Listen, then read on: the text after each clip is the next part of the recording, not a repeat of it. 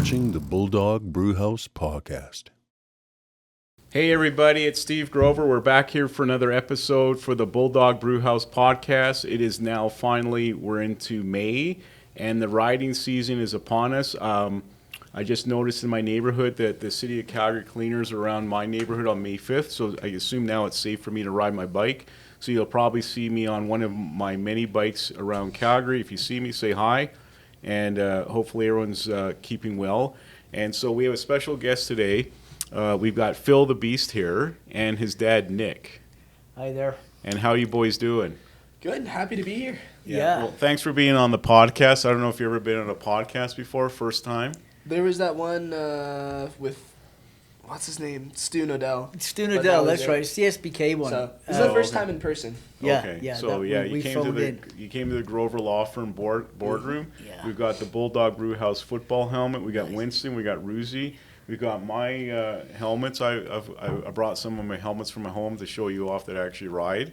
And you've got your racing helmet here, right? There it is, yep. Now, the only problem with that helmet, have you seen the difference between my helmets and your helmet? And they're not What's- KYTs. No, what's the big issue?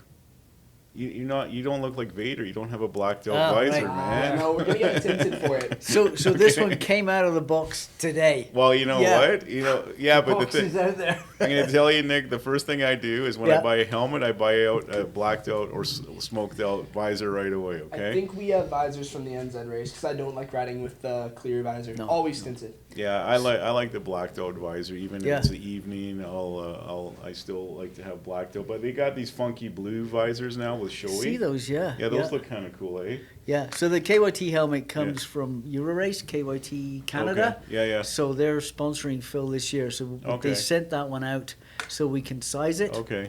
But I can assure you on the track, it will Yeah. have a black All right. visor. Well, Yep. congratulations on getting a helmet because I got to pay for my own helmet. Okay. Well, So- thank you. So has the racing season began for 2025 already? Almost. Yeah. I'm leaving for Shannonville on Wednesday. He's leaving for Shannonville on Sunday. So they've got to drive the rig out. I'm flying out this year, which is really nice because Yeah. we found last year, like with driving out, there's like some fatigue that you get Yeah. from being on the road for so Yeah. many days. Oh, And like, yeah. you can tough it out, but at the end of the day, it is going to affect you because I found when I got home from Cali from being with Torin for that training California? trip, yeah, my workout sessions were just horrible. Like the Okay. training was awful just because I'd been on the road for so long. So it's definitely something that's going to be important this year with running sport bike or super sport now and Yeah. super bike. Okay. Just to have the energy. So I'm flying out Wednesday and it's over May long. So May Okay. 16th to 18th, that's the first race this So year. where's Shannonville? It's in the GTA in Ontario, like Toronto? 3 hours from Okay. Toronto. It's Yeah, on the yeah. old highway. So Okay, so that's quite the drive through the tundra of Ontario past Yes. Thunder Bay. It may not, statistically be the longest drive in the world, but it certainly feels like it. Yeah, I know. You know, yeah. there's rocks and trees and rocks. Well, you have to go through more rocks and trees. Saskatchewan, then you got to Manitoba, and then you That's hit Thunder Bay, and then you hit So- the tundra part, right? Yep. like Alberta, Saskatchewan, Manitoba, we can do in one day. That's easy. Yeah. But when you hit Ontario, it all Yeah. screeches to a halt. It's like one day through all three provinces, and then it's like 3 days in Ontario. Just Yeah. because the roads are so slow and so twisty. Yeah. And then you go through all these little towns. You have to stop. You got to go down to 50. Mm-hmm. Like, even when you're going fast, the limit's 90. Okay. So Well, it's a long haul. so I've never had the privilege of driving through Ontario, but I probably won't do it ever in my life. No, okay? I think Okay. you should keep it that way. Okay. Yeah.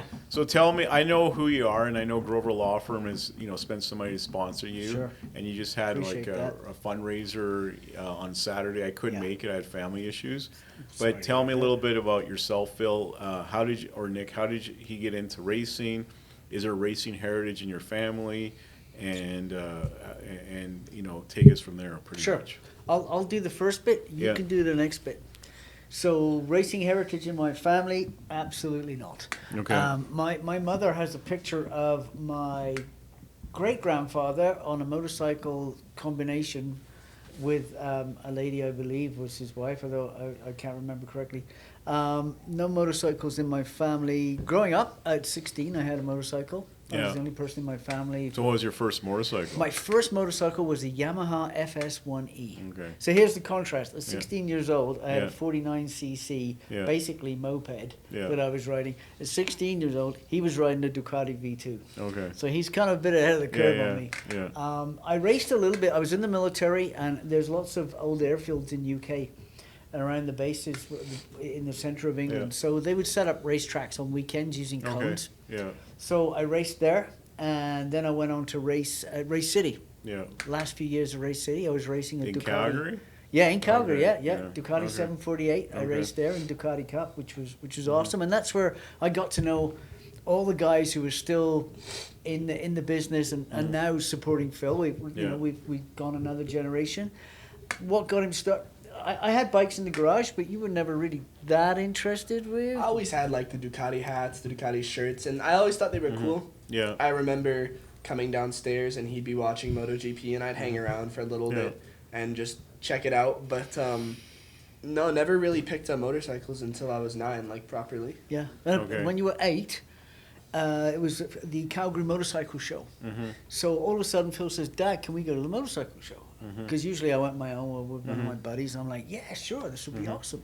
So we went there, and he must have sat on every bike in the Yeah. show. He would sit on every bike, Yeah. and then he'd look at the spec and he'd look at the weight and everything. And Yeah, like, yeah. "Oh, this one's really heavy, and, I and then we- remember pointing out the kill switch on every single bike. that's right, Okay. yeah. Finding the controls, Yeah. and then we went and watched the stunts. We met Jordan Zoke, which was there's a nice story on the we tail can end tie of that in later. Yeah, we met Jordan Zoke and got the sign for, and then we were walking around on the way out, and we found the Yamaha Academy in Yeah. the corner. You know, the little PW50s Yeah, that they have, and he's yeah. like, "Dad, I really want to do that. I really want to do that."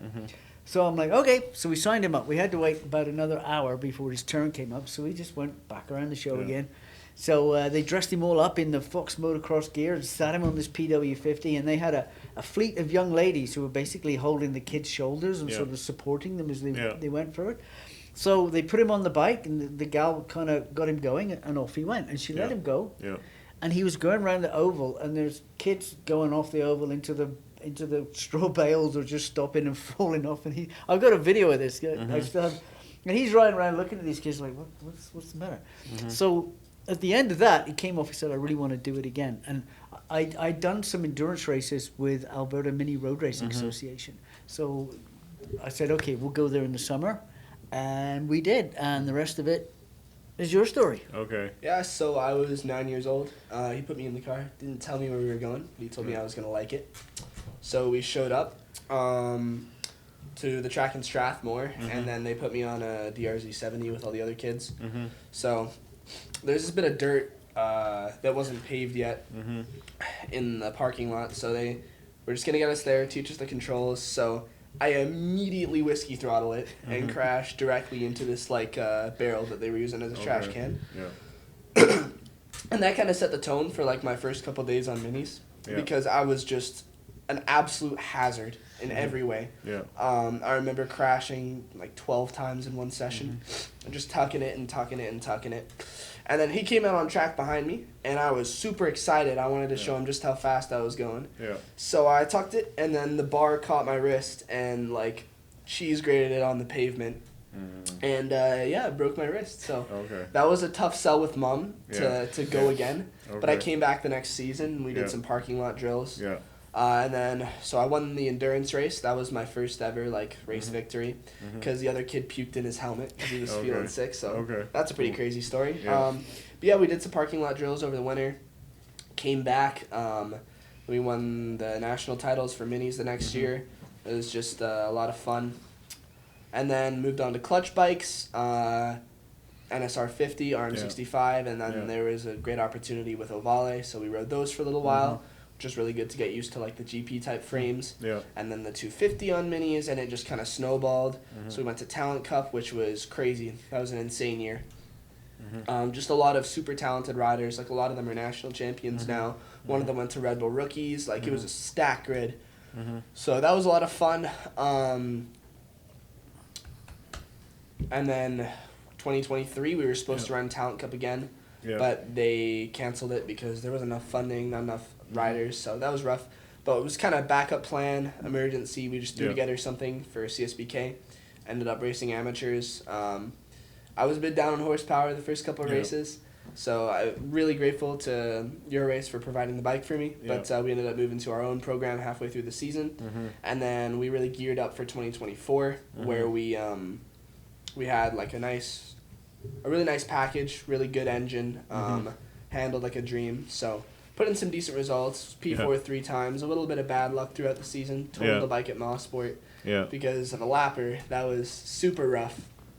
Friends came to see me too, absolutely soul crushing. But and then Shannonville, first race back after we fixed the bike, I high-sided out.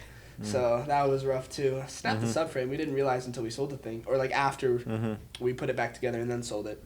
But and then 2025, there's been so many opportunities over the off season. Like the V2 thing just kind of came up at Mossport because of Ryan Taylor, and I'm super grateful for that.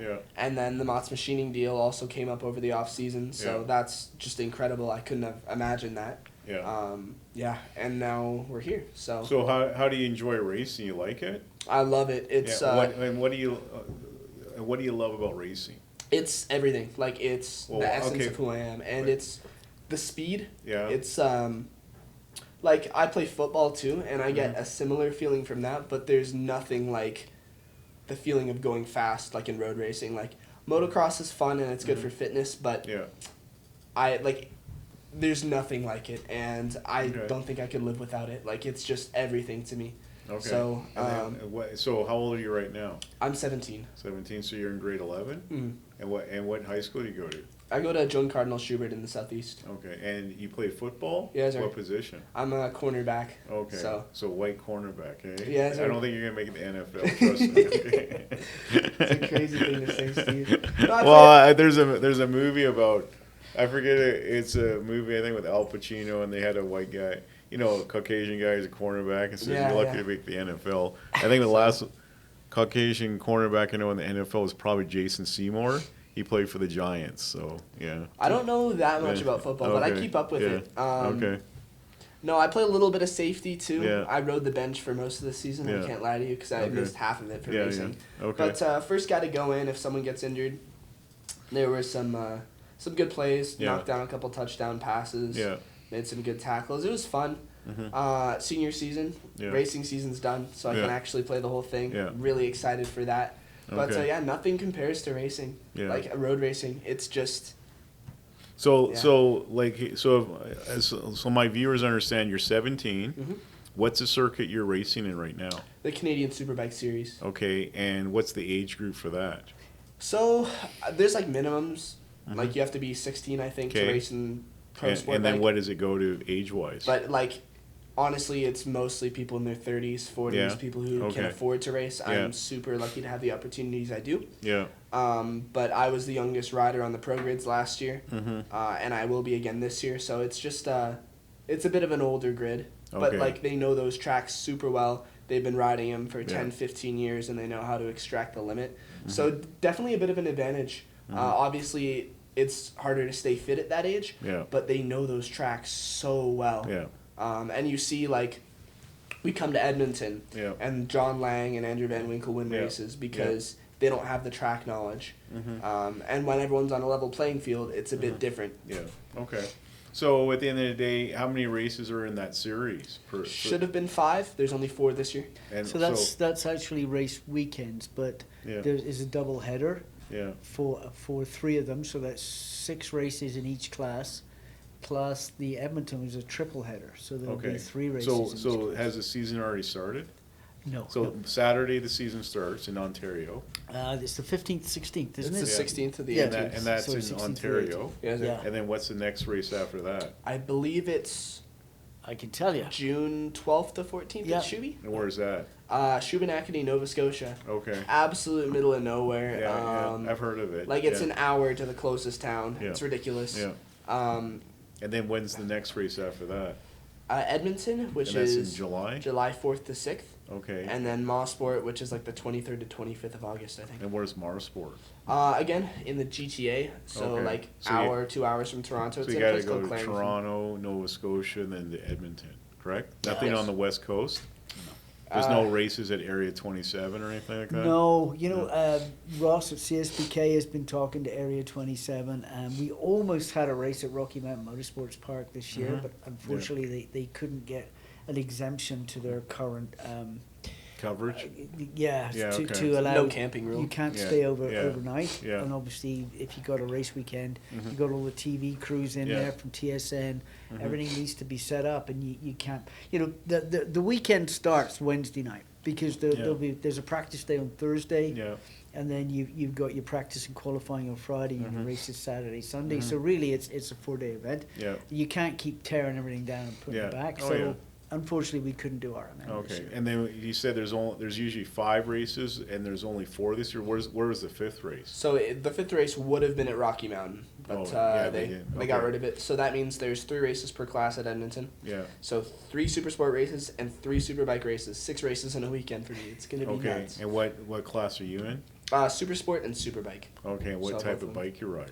So in the super sport, I have a Ducati V2, and then for superbike, I have a CBR 1000. Okay. So. All right. CBR 1000. Okay.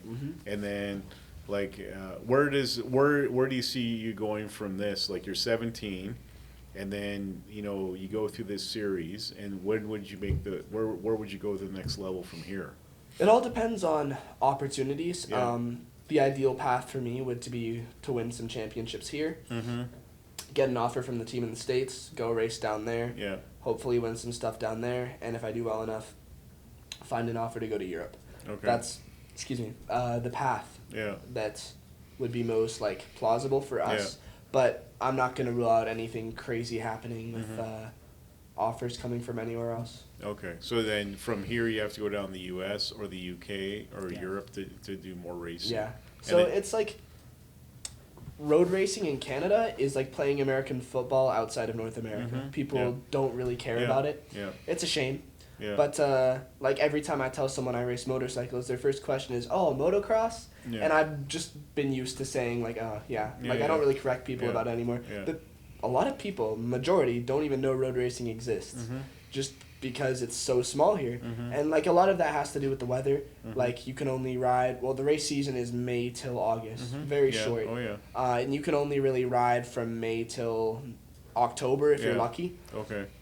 So there's a lot of that, and also people just aren't buying motorcycles as much as they used to. So. Well, yeah, and that was one thing I was going to ask you. I've been into Barnes Blackfoot recently, another dealership, but they won't admit it. But it looks like the sales of motorcycles are back to pre-COVID numbers, eh? Really? I'm glad. Yeah. Have you heard that too? Yeah. It's interesting. When we were racing in Talent Cup in the U.S., we got to know a lot of people in the paddock.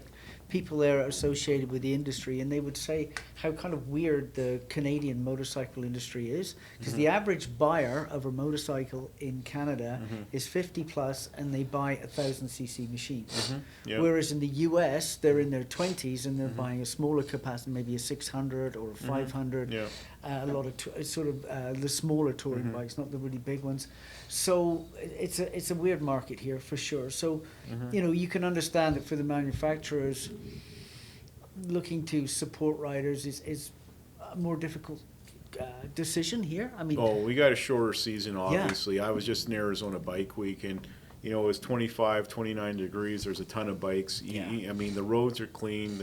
They're crystal clean compared to Calgary's roads, and you can ride all year round there pretty much. And then in Europe, I mean, I know they do struggle with their weather there. Germany they have milder winters than we have in Canada, but obviously the race aspect is bigger in Europe than Canada. Well, why is that? I rode in Europe. Especially the UK. I mean, they rain all the time. It's all got to do with culture. The previous generation to me, a motorcycle was the family means of transport in UK. A lot of people just had motorcycles or a motorcycle and a sidecar rather than a car.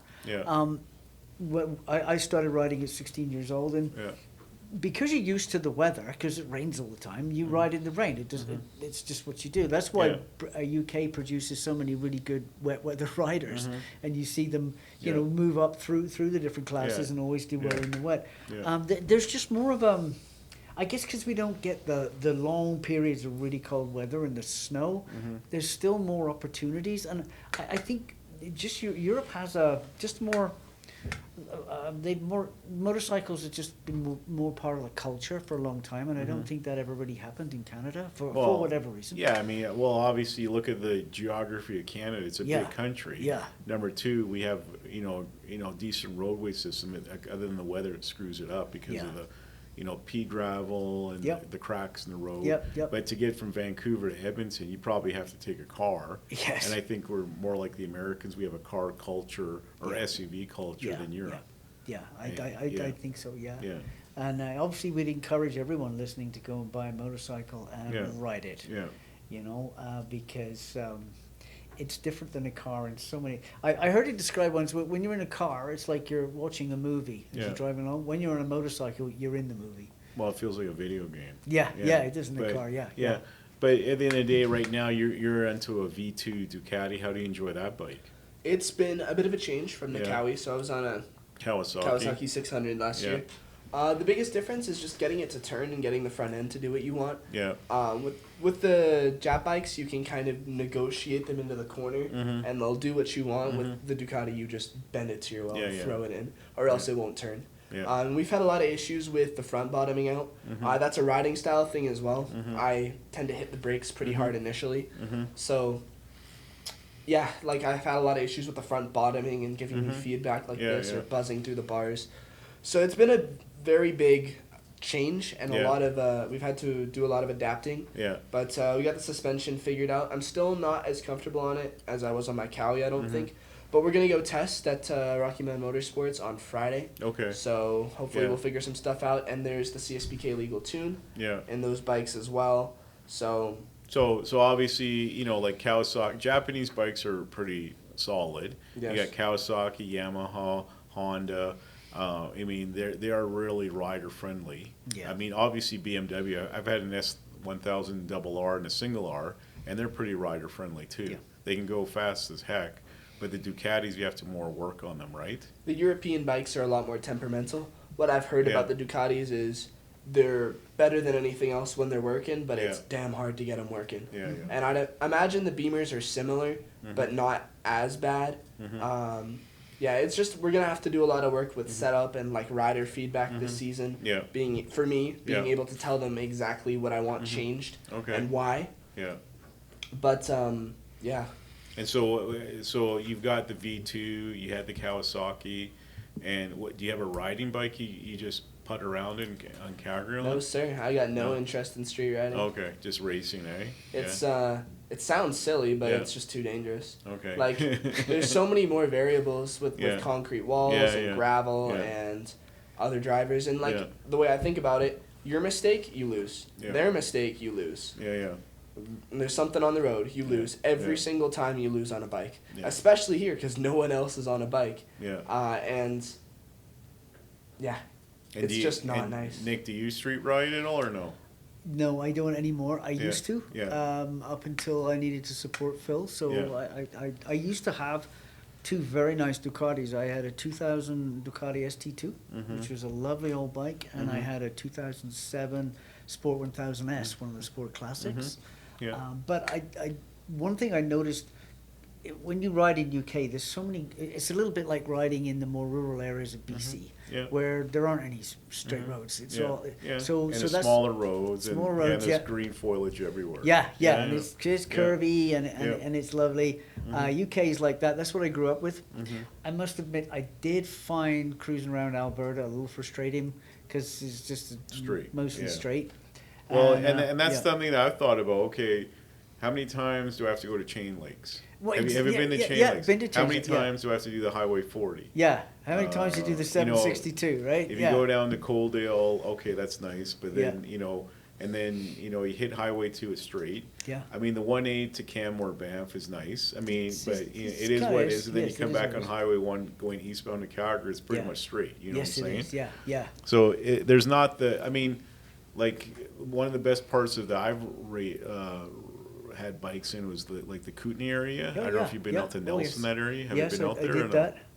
No? I've driven through. Yeah, Yeah. that's a nice area to ride. So a I went bike. out there with Yeah. the Ducati Users Club Yeah. on their runs Yeah. out at Revelstoke Yeah. and up the road to the ferry and across to Nacosta. Yeah, yeah.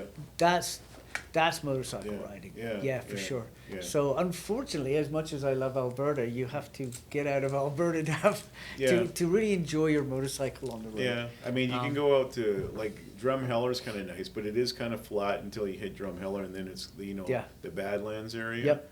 Yeah, okay. So, but obviously no street riding for you at all. No, just racing. There is one aspect of it that I can see. Yeah. I feel on the cool down lap after a race, I really enjoy being able to ride the bike without having to push to the limit and have like a bit of pressure on me. And my buddy Torrin Collins, who also races at Yeah. a really high level, Yeah, he got himself an R9 for the street. yeah. And he says like it's nice to be able to enjoy the machine without Yeah. having that pressure to perform. So still no interest in it, but I can see why you'd enjoy it. Yeah, and so Paul, like, we're going to talk about bikes because I'm interested in bikes all the time. But Yeah. So Torrin's got an R9. What does he think of it? I've heard some good things about it. The new R9. I'm not sure he's ridden it yet. Okay, all right. It just sits in his garage. Well, he got it really recently. Yeah, okay. And like we're only just able to get on bikes recently, Yeah. so Okay. So regarding like how much would it cost? I mean, you don't have to give me the actual number, but is it quite expensive to run a race program for? Yes. I'm quite happy to share with you the cost. Well, You know, yeah. at CSBK level last year, running one bike. Yeah. So if we would look at the travel costs, tires and gas, so not the price Yeah. of the bike itself, but, Yeah. but the overhead, it was probably about $5,000 a round. Mm-hmm. And we did 6 rounds last year. Mm-hmm. So it's 30 grand. 30 grand, Okay. that's just your Yeah, overhead. Then you yeah. add the cost of bikes and Yeah. Oh, spare yeah. parts if you break things. Mm-hmm. And there's rider training too. Mhm. We've been to California, 3 times? 3 Yeah. times in the Yeah. last 2 months. Yeah. In the last 3 months. So, Mhm. you know, those trips are 3,000-4,000, especially if you have a coach. Yeah. Because the coaches are quite expensive, but you have to do that. And, you know, if you want to get ahead, you have to get a coach. So, yes, it's you have to be very creative in raising funds. And I always say, you know, it takes a village to raise a racer. When Yeah. people come together and say, okay, I like what you're doing, I like you guys, and we'll support you, Yeah. whether with you know, in-kind things or with cash or whatever. We've been very fortunate ever since we did Talent Cup that we've had people step in and help, like yourself, Steve. Yeah. And really appreciate that. Yeah. We couldn't do it without that help. But do people understand? Like, I know in Canada, ice hockey's number one, no Yeah, matter what. yeah, it is, right. Skiing's probably next. Yep.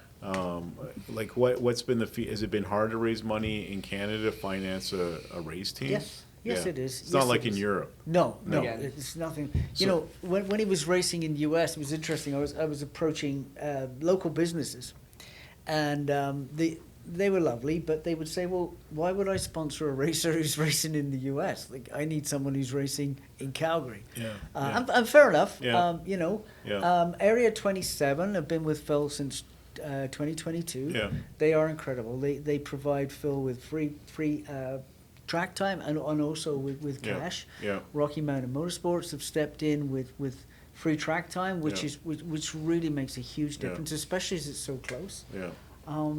So you know, there's that. Hard Knocks track days help Yeah. us out with Yeah. track time.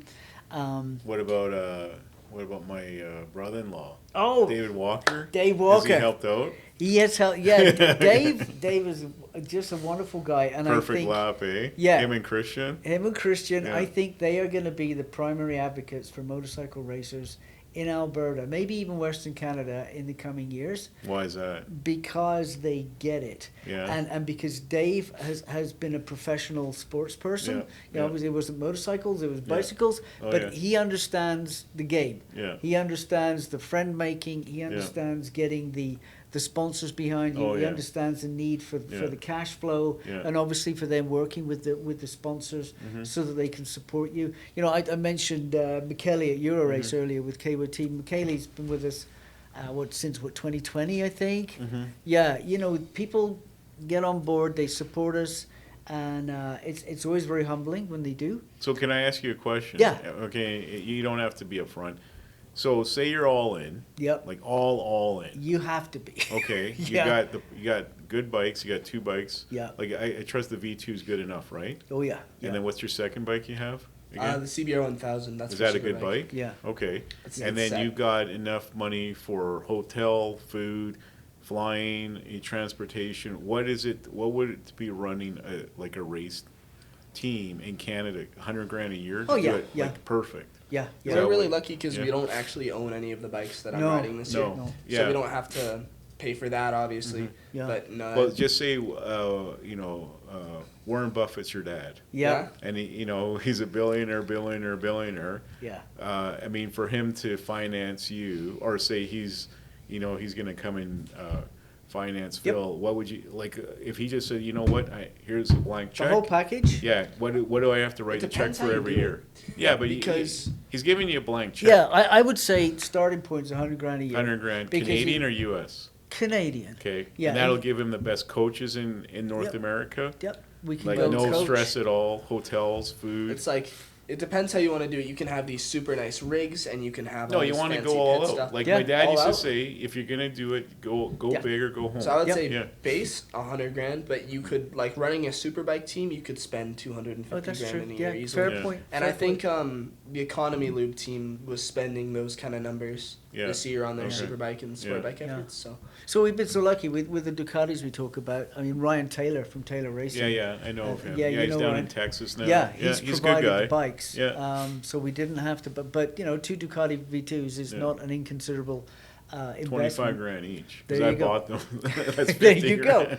Plus, we've had to put exhausts, Yeah. Olin suspension. Yeah. Oh yeah, $10,000 for all That's right, suspension. cartridges in the front. Acrobat you know, exhaust, separate 3-4 wheels. grand. Yeah, It- tires are what, Ching, 500 a ka-ching, pop. ka-ching, ka-ching, Oh, yeah. yeah, okay. And then Tom Mott from Mott's Yeah. Machining in Edmonton, incredible. He stepped in with 2 Honda CBR Yeah. 1000s for Phil to race this But year. there's also logistics. Like, okay, you have to fly there. Yep. So instead of you driving, you can fly. Yeah. You can have your whole team move out there. Yep. You stay in a hotel. I trust you guys. You guys camp or you stay in So, the back. so here's the story. Yeah. Up until, well, in when we started traveling in 2020, Mm-hmm. we had our minivan, but the 250 Aprilia fit in the back of the minivan and Yeah. all the stuff. So we had Yeah. a pop-up tent on Yeah, top. yeah. That's how we rolled. Oh yeah. And then when the bikes got bigger, it's minivan with a trailer, and we slept in the minivan. Yep. This year, again, we are so humbled. Yeah. Blair, you know Blair Hughes? Oh yeah. Yeah, Great Blair guy. decided that if that's not good enough and that Yeah. we needed a toy hauler for Phil to sleep in and a truck to pull it. And that happened. Yeah. And we are very, very grateful. So we aren't sleeping in the van this year. But then Tom Mott steps in, and him and his team get an Airbnb, and Phil stays with them. So Okay, that's Blair and nice, I will be yeah. in the trailer, and Okay. you'll get that. Yeah. So we've been incredibly fortunate for this. It's this been a Well, I season. mean, you wild gotta off-season. appreciate your dad. You know, dads are number one. My dad did so much for me, and Nick's going out of his way. You know, he really cares about you. So, you know, to show that commitment to his son, that's what you're supposed to do for your Yeah. kids, anyways. You know what I'm saying? Absolutely right. Yeah. Yeah. When he won his first Yeah. ever championship when he was 9, I don't even know who this lady was. There was this lady this older lady came up to me, Yeah. and she says, "Is that your boy?" I'm like, "Yeah." She said, "Well, you realize that when a door of opportunity, this is her exact quote, Mm-hmm. when a door of opportunity opens for your child, you have to step through it." Yeah. And I never saw her again, but I'll never forget those yeah, words. yeah. So I thought, okay, looks like we're in then. I know. And yeah. there's going to be squabbles between son and dad. I had the same thing, but your dad really cares about you, like my dad cared about me. So, I got to give kudos to your dad and make sure he has a good Father's Day in June. Okay? I know how lucky I am. if you don't, you're gonna get a bunch of lawyers after you. Okay. Nah, just put sugar in my gas tank. No, it's my favorite person, so yeah, I let him know how much yeah. I appreciate it. Always. And you got to take time off work to go to Yeah. Ontario and Nova Scotia and Edmonton and all Yep. that stuff. So It's, it's a whole family commitment to it. Absolutely. It's yeah. incredible. Yeah. Like Yeah. I see a lot of people, or I can't name drop anyone, but like see people who are super talented, probably Yeah. more talented than me, Yeah. but their parents don't want to spend the money Oh yeah. or put them Yeah. out there. Yeah. So I'm so Well, it's so a huge lucky commitment to be to where it. I am. mean, to go all the way to Toronto and then come back, and then Yeah. obviously work a job. He's got to go back to school, then go out to Nova Scotia. That's halfway, Yeah, halfway it's a to long way. Europe. Yeah, and then it's go absolutely, up to, go to Edmonton, which is a great city. Yeah. Of all the racetracks you go to in Canada, like Toronto, Nova Scotia, and Edmonton, who's got the best fans? Like the most committed fans, or are they? I think at Mossport we saw the most fans in Toronto, that's in like Ontario. that's their biggest event. Yeah. It's like 10,000 spectators, something really? like that, which is pretty good numbers Yeah, for CSBK. But Just no, out of curiosity, how many people show up in Nova Scotia? not a lot. Like but 100? It's like Likely, yeah. maybe Okay. 200-300, I would Okay. say. Yeah, on maybe on one And of then the what days. about Edmonton? Are they committed behind the racing up They there? packed the grandstand. Yeah, so what, a they did couple pretty good. thousand or so? I would say maybe 300-400 people. Yeah, Okay, maybe yeah. 400 or 500, maybe. Because they got a proper grandstand Yeah. there. In Shubenacadie, it's this rickety old wooden thing. Oh, yeah, it's so yeah, nobody it's goes Nova on Scotia. it. Yeah, I know. So they're all Yeah. lined up all So over the place. It's they- hard to see how many there are. The day before Mm-hmm. everything kicks off, Yeah, people set up tents and RVs on the inside of the racetrack. yeah. And they camp there for the weekend. Sort of like NASCAR. wild. You know, they Yeah. have the RVs at Daytona Beach and the, Daytona 500. Yep. The RVs in the middle of the racetrack. Yeah. I gotta say, like, the community in Nova Scotia is the best Yeah. because Oh, it's yeah. it's so grassroots Yeah. and And they people really are down don't to earth there. they don't have much to work with Yeah. and they've done a lot with it. Yeah. So there's Yeah. just a crazy sense of community Mm-hmm. and like just doing what we can with what we have. Yeah. So what will it take to have a race in Calgary in 2026 at RMR? Well, The city's gonna have to change their well, mind. It's Carstairs, isn't The it? county's gonna Yeah, have to change Carstairs, their yeah. mind. Yeah. Yeah. There's something about like oil pipelines underneath the track, Yeah, so they're okay. only allowed a certain amount of people. Okay. It's a shame. I think the surrounding area is gonna have to be a bit warmer with the track, Mm-hmm. which is it's a bit shocking to me because usually money talks. Where the money goes, Yeah. they'll open doors for.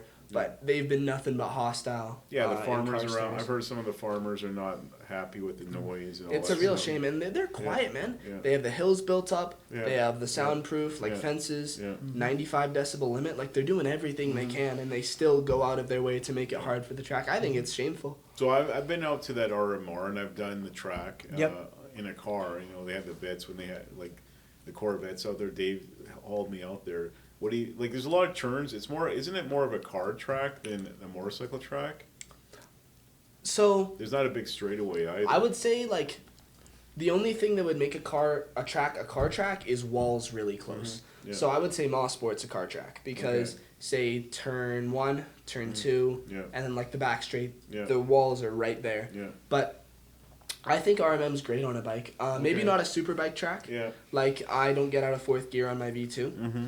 but it's great. It's a lot of fun to ride. Like the twists are great, and it'd probably be a lot of fun on a lightweight as well. But just maybe not a super bike track. So let me throw some bikes out to you, okay? So would a Kawasaki 400 RR be a good track bike for RMR? I think that'd be a lot of Okay. fun. And what about an MT-09 SP Yamaha, like that naked? That's the sweet spot. Okay, I but think. it wouldn't be worth an R1M to be out there. It'd be Like, you couldn't get out. You couldn't into fifth or sixth gear on that. I think I rode Dave Walker's V4, Yeah. and on the way into turn 2, I clipped into fourth for Yeah. like maybe a second, Yeah. and that was okay. it. But it's so twisty. Yeah. There's just Okay. there's nowhere to open it up, but I really like that. I'm more of a like tight and technical kind of guy. Yeah. I don't like the fast and flowing, because I've always been a guy that doesn't push super hard. Yeah. Like it takes me time to build up, Yeah. and those corners that are super fast with really high Yeah. consequences have never been my strong point. But like braking zones and Yeah. super technical, Yeah. like transition stuff like that, that's Yeah. where I'm strong. So I really enjoy riding RMM. But like Mossport, something like that, can't lie to you, I hate that track because it's not technique and Yeah. like fitness, it's balls and bike. If Okay. you have a fast bike, you're fast there, and if you're willing to send it, you're fast there. Okay. So it just results in like say me totaling my Yeah, bike, yeah. or if it goes wrong on the back Yeah, straight, like yeah. you can get really seriously injured. I think it's silly. Yeah. I really don't like that track, and maybe it's just because I've had really bad luck there the last Yeah. couple of years. Yeah. But for me, like I prefer like braking hard and getting the rear loose to just cornering at like 200, So 220. have you totaled your bike on a track in Canada? Yep, at Mossport. A Mossport? Okay. Turn 2. And what's the worst injuries he's ended up with a wipeout? So, like, I had the broken arm when I was a kid, and that was a pretty small fracture. It healed in like 6 weeks, 8 weeks. Anything major in the last 3 years? No. I've had a couple high sides where I really banged myself up. Yeah. And then there was that motocross crash in California where I. But on the track, when you're racing, In you haven't had a CSBK? big... It's just been bruises and Yeah. bangs. Yeah, I think that the only time I've ever seen you not just jump up straight away was that supermoto crash at Strathmore. the high side at Strathmore, Yeah. because that was a wicked crash, and Yeah. he kind of So- sailed up in the That's air. a story. Yeah. So this guy, Mike, great dude. Haven't seen him in a long time. He goes up to me, "Do you want to ride my supermoto?" I'm like, "Dude, I don't want to crash it." He's like, "Go ahead, take it out. Take it out for a spin."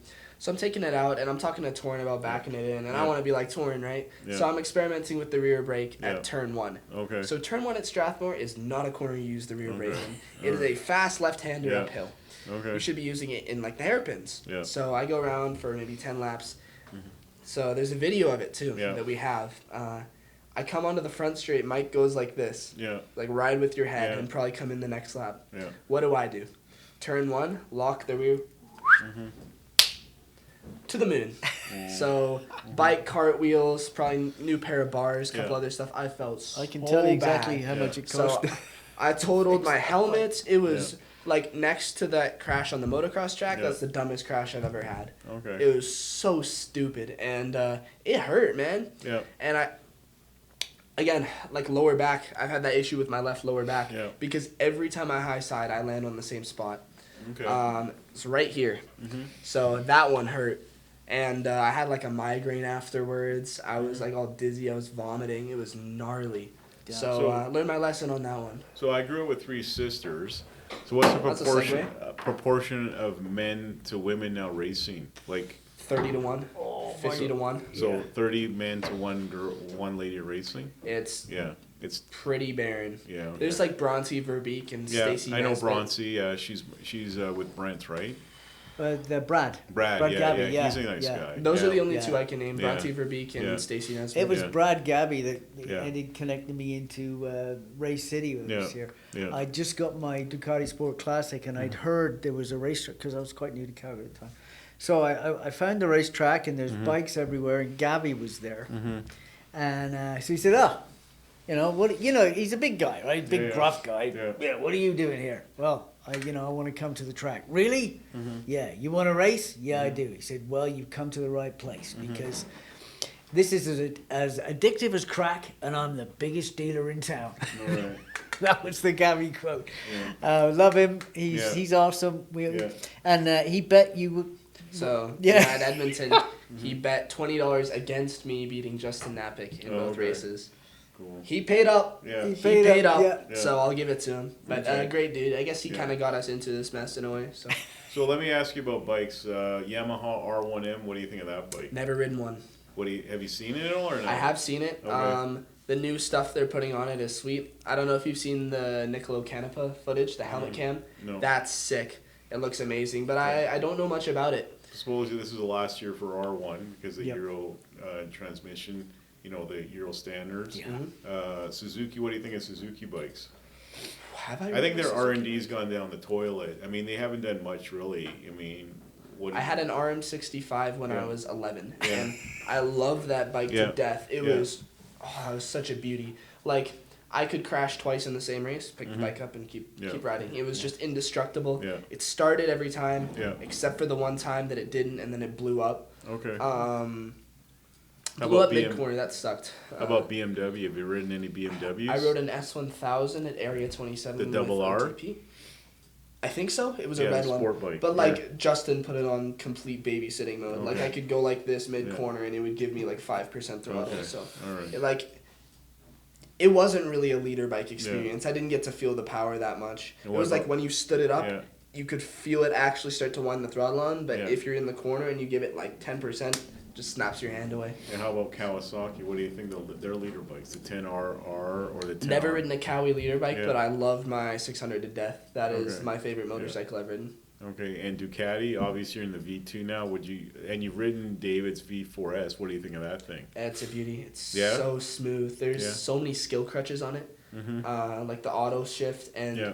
the brakes were so crispy. It was so light. honestly, it handled But he's better put than some my V2. he's put some major cash into that Yes. bike, other than just being off the rack. You know It's what I'm saying? absolute beauty. I love that Okay. thing. So Yeah. it was super pleasant to ride. There's so much that I left on the table. Yeah. I know that bike has so much potential. Like Yeah. if you put the right guy on it, it'll be quick. Yeah, but And, that like- I mean, you know, you go into RMR, you can't get out of fourth. You can't get higher than fourth gear on that bike, eh? Yeah. Yeah. It's Okay. just how she goes. All right. Okay. Well, you know, at the end of the day, I really appreciate both of you showing up. Obviously, there's a huge commitment from your family and your dad, so you know, give a high five to your dad, and you know, obviously, and I wish you the best with your career, and Thank you, you know, and then hopefully you'll make it to the professional level. Maybe we'll see you on TSN going against Mark Marquez or somebody like that. He'll be on TSN this year, not against Mark Marquez, but yeah, all of the. Well, he's on Ducati now. He jumped from Yeah, Honda I know. to Ducati. So, Yeah. and I've seen some races where he's won now. Yes, When he's on the doing- bike, he's Yeah. unstoppable. Yeah. But he is Yeah. not on the bike often enough. he Yeah, keeps exactly. falling off. Yeah. No, TSN cover all of the CSBK races. Yeah. Steve, thank you for having us. Okay. Thank you. Thank you for your support. It's Yeah. much appreciated. Yeah. Makes all the difference. So thank Yeah. you for that. Yeah. And yeah, onward and upward, eh? Yeah. So obviously you got, when is the race in Edmonton? July 4th to 6th. Okay. So obviously that's during Stampede, but if anyone's up in Edmonton, go check out Phil the Beast. Yeah. Hopefully you'll win the race. And what's your best placing so far on CSPK? I was P4 3 times. How many? Which part? Position 4 3 Oh, times. That's so pretty good. It should have been podiums, made- but we just. So maybe Never this quite year you'll made make it. the podium, eh? That's the Yeah. intention. Yeah. All Well, right. I'd like to win races. And then in the goal is to amateur- win a national title. In you had podiums in amateur class. That's why they bumped him up into Amateur pro. was tough the year I was there. Yeah. Maverick Sear, Andrew Yeah. Cooney, Mac Wheel, they're Yeah. all demons. Yeah. And I think last year the amateurs went 4 seconds slower than we did at Okay. every single track. Wow. We were going faster than half the Okay, pros. It was cool. ridiculous. It was a very quick amateur grid, but now it's quite small. So All I right. think it should be good again this year. Well, I wish you all the best Thanks, in Steve. 2025. Hopefully you'll podium number 1 in a couple races. Yes, and sir. We'll have you back next year talking about all your victories, okay? Mhm. You got, All we'll right. bring the I'll have plenty of trophies. stories. Okay. And Phil the Beast, how did that come about? Your nickname? That was it's just from my last name, so Yeah. my initials are PDB. Oh, okay. And then he has a different story about it, but I know where it came from. Yeah. We were signing up for a game online, Oh, okay. and I had ideas in my head, and then went Filderbeast, like Wildebeest, Yeah. and then Fildebeest. Okay. And then people at the track started just saying Phil DB, and then Yeah. we kind of connected the dots, Okay. and it was Phil the Beast. And then that was just our brand, and that's just kind of how I market myself. And All it's, right. it's sick. We got all the decals. Yeah. It's going to be on the back of my Mythos suits this Yeah. year, so Okay. it's sick. I like it. I got the Phil W shirt Yeah. on now, so y'all Oh, can yeah. order if you want it. Yeah. Just check my website, What's the website?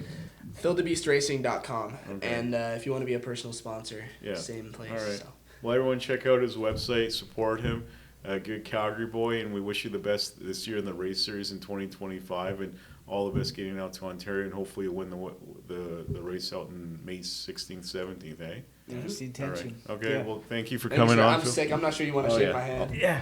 Thank you. Thanks, Steve. I'm Thanks not for all sick, your but help, that's good. and you know, we appreciate you having you on the podcast, and hopefully you'll get some people out there sponsoring you, and you get more cash and get that $100,000. That's what we want. So you can win all the races this year. Okay. Thanks, Steve. All right. Well, everyone, thanks for tuning in for another episode of the Bulldog Brewhouse podcast. Hopefully, everyone keeps well. Victoria Day long weekend's coming up, so if you're going out of town, make sure you drive safe or ride your motorcycle safe, and we'll see you next time. Take care. Bye bye. Bye now.